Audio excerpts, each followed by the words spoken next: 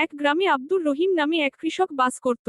প্রতিদিনের মতো সেদিনও আব্দুর রহিম হেঁটে কাজের উদ্দেশ্যে রওনা হয়। যেতে যেতে দেখে তার দিকে একজন পুলিশ দ্রুত হেঁটে আসছে। পুলিশ দেখে আব্দুর রহিম দাঁড়িয়ে যায়। তারপর পুলিশ তার কাছে জিজ্ঞেস করে এখানে বাপ্পি শেখের বাড়ি কোথায়। একটু সামনে বলেই আবার আব্দুর রহিম হেঁটে চলে যায় আর পুলিশও দ্রুত গতিতে বাপ্পি শেখের বাড়ির দিকে যায়। পুলিশ হাঁটতে হাঁটতে বাপ্পি শেখের বাড়ির সামনে চলে আসে আর বাপ্পিকে ডাকে। ডাক শুনে বাপ্পি শেখ ঘর থেকে বাইরে বের হয়ে আসে। তারপর দুজনে কথা বলে আর পরে পুলিশ বাপ্পিকে নিয়ে চলে যেতে থাকে। বাপ্পি আসলে আওয়ামী লীগের সাধারণ সম্পাদক। তাই সে কবিরাজের ছদ্মবেশে এই গ্রামে বাস করে। তারপর পুলিশ বাপ্পিকে গাড়িতে করে থানায় নিয়ে যায়। এভাবে বাপ্পি শেখের রাজনীতি শেষ পর্যায়ে চলে আসে। আর বাপ্পি শেখ থানায় যে ডিম থেরাপি খাবে।